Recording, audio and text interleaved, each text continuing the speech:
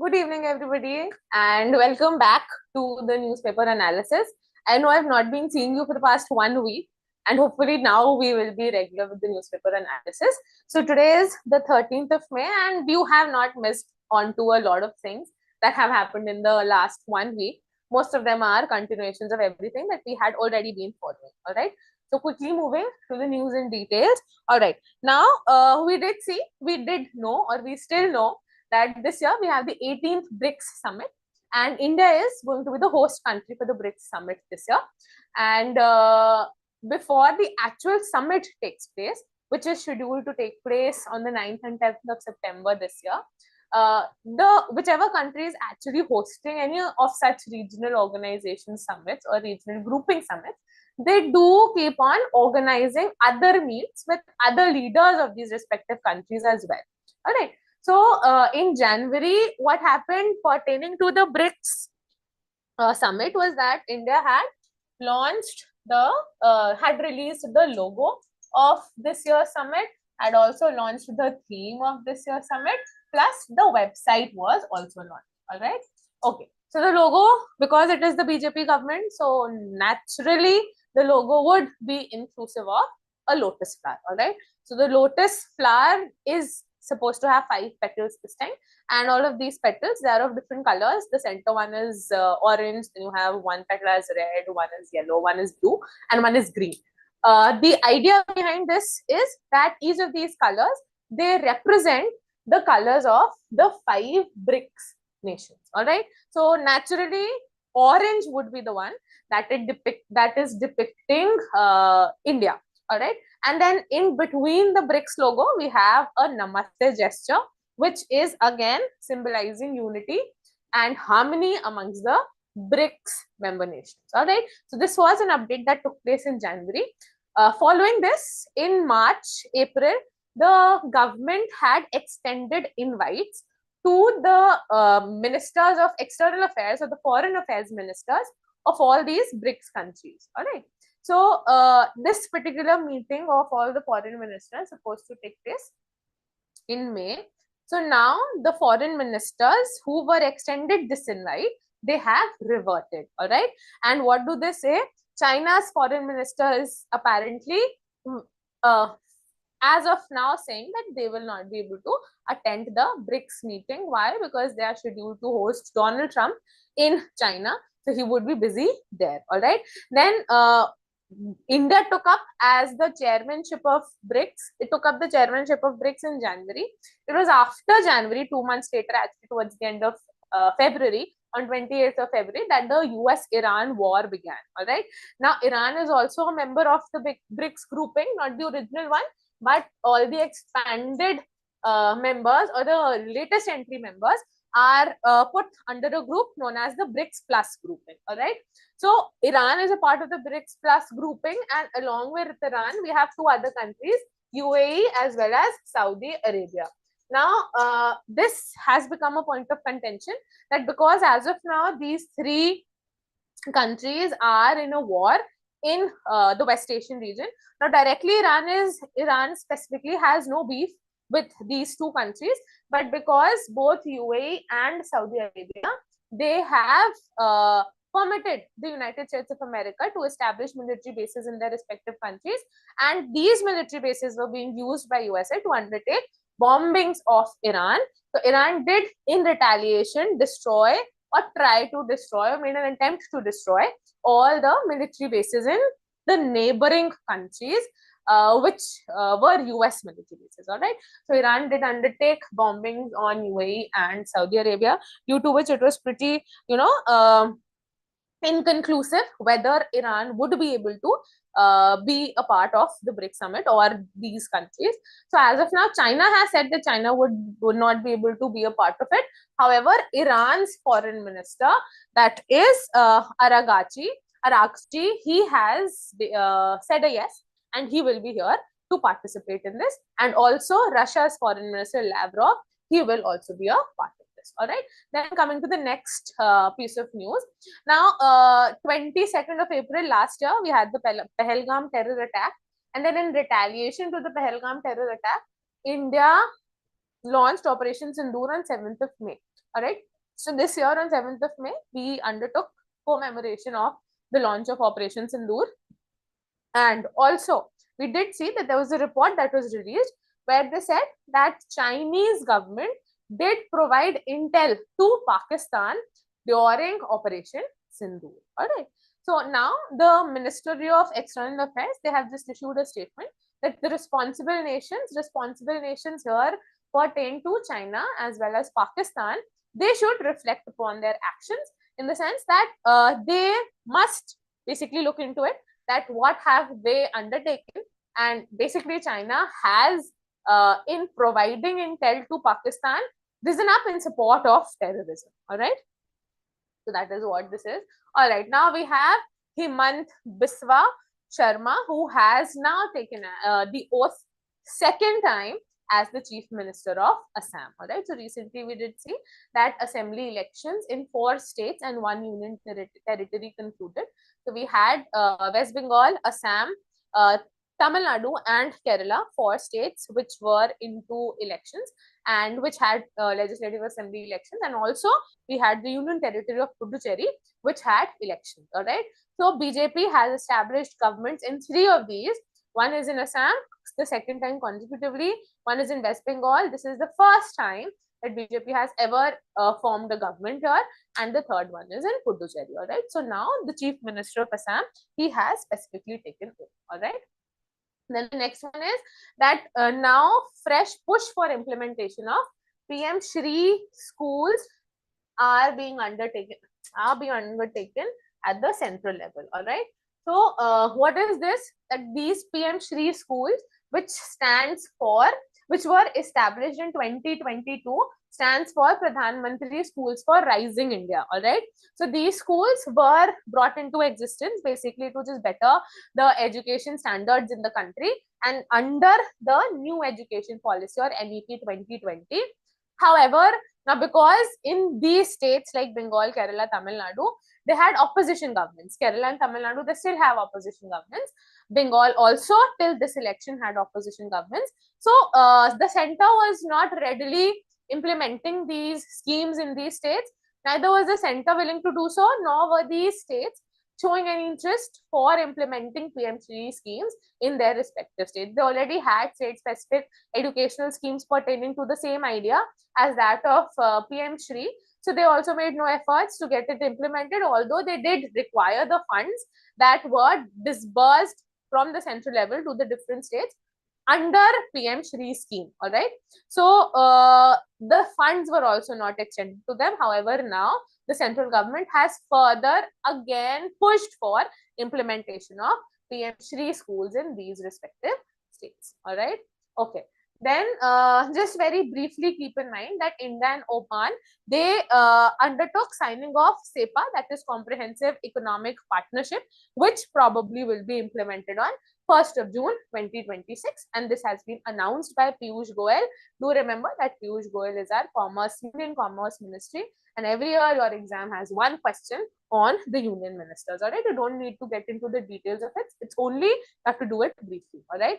Then coming to the next one, we did see a few days ago that Russia and Ukraine had undertaken declaration of a ceasefire for 3 days, and also USA had vouched that the war is going to come to an end, and the two of them are finally tired of fighting a war, finally tired of waging a war, and they decided to bring the war to a conclusive end. All right. So they did undertake a ceasefire. The ceasefire was on for 3 days, and then again on Tuesday, attacks were undertaken on from both the sides. All right. Okay. Then Iran had parked planes on Pakistan bases to escape US strikes. This is a new report that has come forth. However, Islamabad or Pakistan has absolutely rejected such claims. Then again, Iran-US peace is very, very fragile as of now. And again, it is believed that the peace might not sustain, and war would further again break out. All right, because they're not able to come to peace agreements, they're not able to come to terms amongst themselves. US is asking too much of Iran, specifically when pressurizing Iran to give up its nuclear ambitions, to give up its nuclear arsenals, which naturally cannot be which is not right on the part of one sovereign country forcefully trying to undertake it on some other sovereign country. All right. So do keep it in mind. All right. Then along with the Iran-Israel war, we also saw that Lebanon and Israel were also in war. And then when this final ceasefire was brokered between Iran and USA, it also supposedly included a ceasefire between Israel and Lebanon. However, the attacks on the part of Israel on Lebanon did continue for quite some time. And then after 3, 4, 5 days extra of bombing Lebanon, Israel did decide to put a stop or undertake a ceasefire on bombings. All right. So, and then naturally they decided that they are going to also hold peace talks among themselves and undertake a peace agreement. All right. And in this entire process, the effective government of Lebanon, they said that they are to distance themselves from the militant group Hezbollah, and they're basically going to negotiate peace agreements with Israel and other countries. However, Hezbollah chief, that is Naim Qasim, he has said that they are not a part of Israel-Lebanon talks, and naturally they shouldn't be considered as one of those parties who would maybe stop attacks on Israel. Now, what is the major bone of contention between Lebanon and Israel is that, as it is, Israel had this one militant group, Hezbollah, which came into existence in 1982, and Hezbollah was one group which was much against I think in 1987, sorry, 1982 we had Hamas, 1987 we had Hezbollah, and this particular militant group was against the basic existence of Israel, and it was supporting the Palestinian cause in the region. Then also Hezbollah is inclusive of Shia Muslims, and the Shia Muslims, they considered the Ayatollah as their religious head, one of their religious clerics and religious head. So naturally, when Israel and US together undertook assassination of the Ayatollah, in retaliation and to avenge the assassination of Ayatollah, the Hezbollah undertook an attack on Israel. All right, and since then, which was once a declared ceasefire in 2024, just 1 year after the Israel-Palestine war broke out in October 2023, the ceasefire was broken apparently after the assassination of the Ayatollah of Iran. All right. All right, then Manrega workers are to go on strike on Friday. What is happening is that the government, it brought about an amendment into Manrega. What was the amendment into Manrega? The amendment simply sought to change the entire name of Manrega. So previously it was known as Manrega, which stood for Mahatma Gandhi National Rural Employment Guarantee Act, which was brought into existence in 2005, implemented in 2006. All right. And the government has not only changed its name, that is naturally changed to VBG Ramji, and VBG Ramji stands for Viksit Bharat Gramin Rozgar, nahi, Viksit Bharat Guarantee Rozgar Evam Ajivika Mission Gramin. All right. So under this, first change that they undertook was that they would increase the guaranteed days of employment from 100 under Manrega to 125 under VBG Ramji. Then Manrega was supposed to be a central sector scheme. VBG Ramji is going to be a centrally sponsored scheme. All right. Then a lot of onus is going to be put on the state government pertaining to this. And when I say onus, I simply imply that the central government is going to have a budget cap policy, and whatever extra expenditure will be entailed under the program, that will be undertaken by the state government. All right. And another thing, that the state government is now responsible to undertake an agricultural pause in the entire duration when public works construction is supposed to be undertaken in that respective village. All right.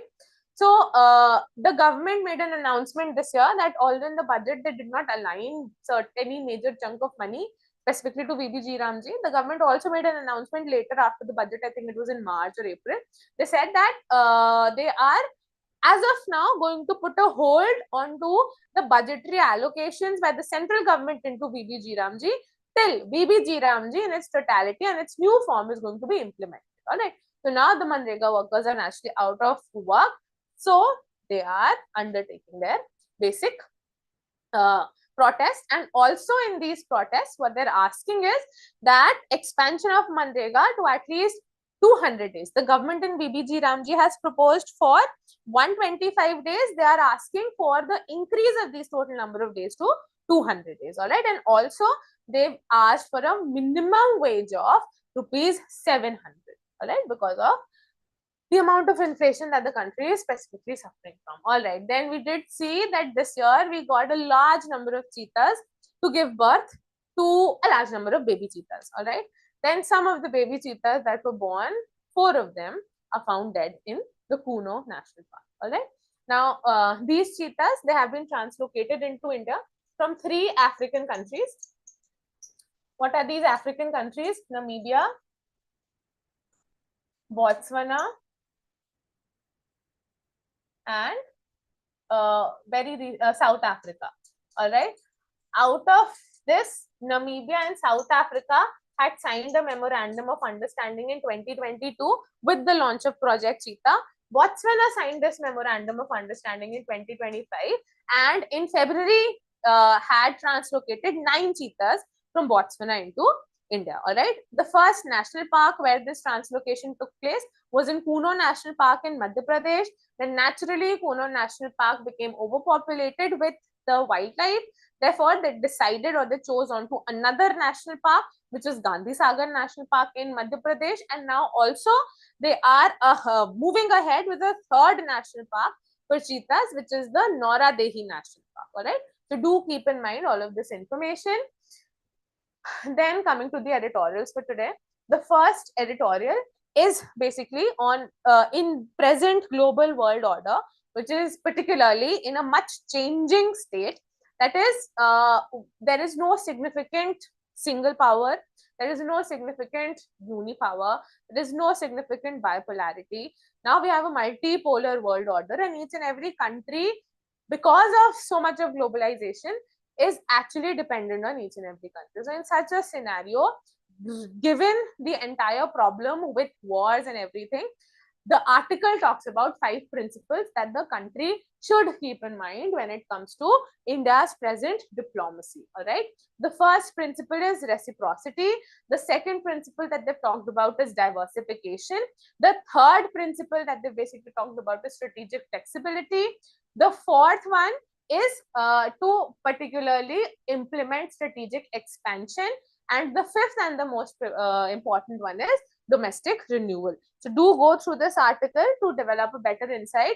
Then more and more courts in the country, more and more judicial bodies in the country are adopting artificial intelligence. Not only are they adopting artificial intelligence to ease the burden of work in their respective offices, but they're also issuing guidelines. All right.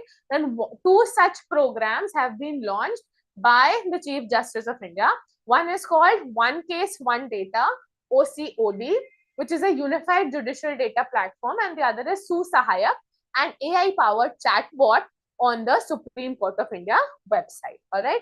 Do keep in mind that Susahayak follows Suvas, to translate judgments, and Suspace, which processes facts and legal precedents. All right. So do go through this article. Then the next article I just given it, you all can go through it effectively because of everything with respect to wildlife that we've been reading about recently, that how human-wildlife conflict is actually a major problem in today's days because of the overpopulation of certain areas and encroachment of human beings into the forested regions or the habitations for animals. All right. And how can this be effectively managed? All right. Then this particular article is on the IMF and the World Bank and how these organizations, which were established in 1944 under the Bretton Woods Conference, actually were established specifically to cater to the developmental and economic needs and aspirations of the developing and the least developing countries, which they have effectively failed in doing so. No such development of the global south countries, and therefore this pertains to or entails a case of accountability of both of these organizations. All right. So again, go through it. All right. Then just a few days back, we did see that the Prime Minister had issued statements saying that the government or everybody in the country must, switch to a work from home culture to prevent excessive use of fuel. Also, he said that shouldn't buy gold. Also, he said one of the announcements were made pertaining to the fertilizer crisis that we are specifically facing. Now, why? Because most of our oil imports is from West Asia, and when we basically import crude oil and then we refine it within the country. Refining of crude oil naturally gives you the major products, which is petroleum, which is diesel, and we also have a large number of byproducts. And these byproducts form the basic raw materials for making of fertilizers. All right.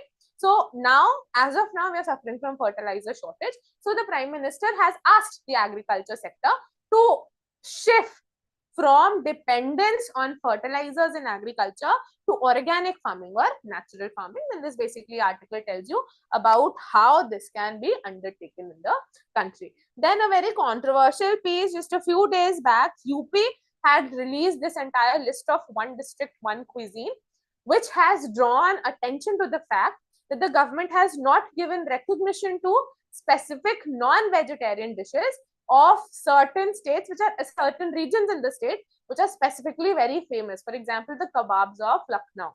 All right. So this basically says that maybe the government is biased towards one particular community and does not wish to give recognition to the foods of some other particular community. So again, do give this article a read. Then this article just talks about that why now at least a ceasefire or a long-term peace should be brokered between Russia and Ukraine. So you can absolutely go through it. Then this article gives you an insight into how the Prime Minister's call for not buying gold, etc., can actually result in a major inflection point. Then coming to the news in short quickly. Now, the IMD, that is the Indian Meteorological Department, has issued a statement saying that the southwest monsoons are to hit India 5-6 days in advance. Now, mostly it is considered that the southwest monsoons, they hit India on the 1st of June, and the first state to receive monsoon showers is Kerala, and then it spreads throughout the entire country by around 15th of June. This time they're saying that it will hit Andaman and Nicobar Islands 5 to 6 days in advance. Then this is only a reiteration of the news piece that we've done before, so I'm not getting into it. Then just keep in mind, David Attenborough, he has undertaken massive work when it comes to conservation of Earth, when it comes to protecting wildlife and climate. So do keep his name in mind. All right, now this article basically gives you an insight into that presently in the tennis sports, we have 4 Grand Slams. One is the Australian Open, the French Open, Wimbledon, and the US Sport. Australian Open, nationally of Australia. French Open, obviously of French. France, Wimbledon is from the UK, and US Open is nationally US. Now, Italian Open also wishes to be a part of the Grand Slam series of tennis. All right. So gives you a good detail as to why it should be incorporated and why is it difficult for it to be incorporated. All right. So that is all for today's newspaper analysis. I hope it is absolutely clear, and I'll see you all soon in the next one. Thank you.